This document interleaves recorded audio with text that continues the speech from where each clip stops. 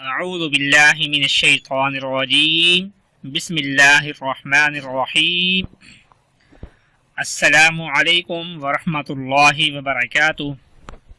ناظرین، ہم امید کرتے ہیں کہ آپ لوگ خیر و عافیت سے ہوں گے۔ ناظرین، کچھ مہینے ایسے ہوتے ہیں جو کہ بہت ہی بابرکت ہوتی ہیں، اور پھر ان میں کچھ راتیں ایسی ہوتی ہیں جو کہ انتہائی بابرکت، اور اس رات میں مانگی گئی ہر دعا، مانگی گئی ہر چیز اللہ پاک سے وہ انسان کو مل جاتی ہے۔ تو اسی میں سے شعبان کا مہینہ بھی بہت ہی بابرکت مہینہ ہے۔ پھر اس میں 13، 14 اور 15 شعبان کی جو رات ہے، خاص کر 15 شعبان کی رات، یہ بھی بہت ہی بابرکت ہے۔ 13، 14، 15 شعبان، ان راتوں میں عمل کرنا یا ان دنوں میں عمل کرنا، وہ بھی محبت کا عمل کرنا، انسان کو کہاں سے کہاں پہنچا دے گا۔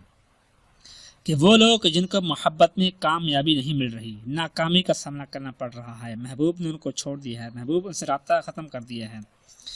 محبوب کو وہ راضی کرنا چاہتی ہیں اور محبوب سے ہی شادی کر کے کامیاب زندگی گزارنے کی کوشش کرتی ہیں، تو اس کے لیے یہ عمل ہے 13، 14، 15 شعبان کی رات کو یا دن کو، کیونکہ شعبان چاند کے دنوں میں جو ہے وہ رات مغرب کے بعد شروع ہوتی ہے، اور اگلے دن کے مغرب تک یہ دن اور رات یہ 1 تاریخ کا ہوتا ہے۔ تو یہ 3 راتیں اور 3 دن، یہ 6 دن بنتے ہیں اتحاد سے، تو بہت آپ کی زندگی کے لیے بہت ہی کارآمد ثابت ہو سکتے ہیں۔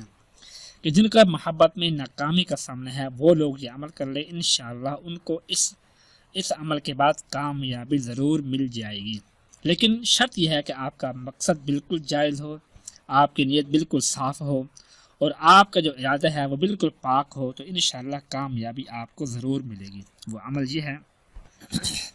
قرآن پاک کا پارہ نمبر ہے 5 والمحصنات، پیج نمبر ہے 89، تاج کم قرآن پاک کا سورۃ النساء، سورۃ النساء کی آیت نمبر ہے 122، یعنی 122، 122 آیت نمبر ہے اس کا آخری حصہ۔ اعوذ باللہ من الشیطان الرجیم وعد اللہ حقا ومن اصدق من اللہ قیلا، وعد اللہ حقا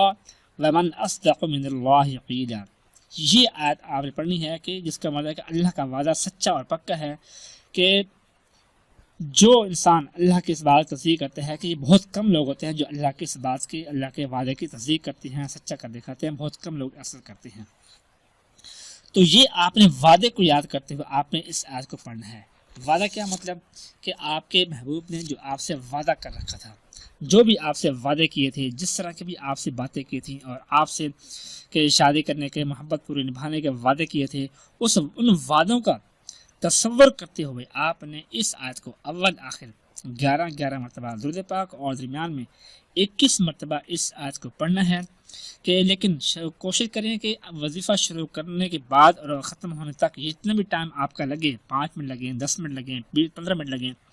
اس دوران آپ کے محبوب کا اور آپ کے محبوب سے جو کیا ہوا وعدہ ہے، ان وعدوں کا تصور آپ کے ذہن سے نہ ہٹے۔ مکمل طور پر آپ نے تصور کرتے ہوئے ایک لمحہ کے لیے بھی آپ کا تصور نہ ہٹے آپ کے ذہن سے، آپ کے محبوب کا اور اس جو وعدہ کر رکھا تھا اس کا، تو آپ عمل کر لیں انشاءاللہ،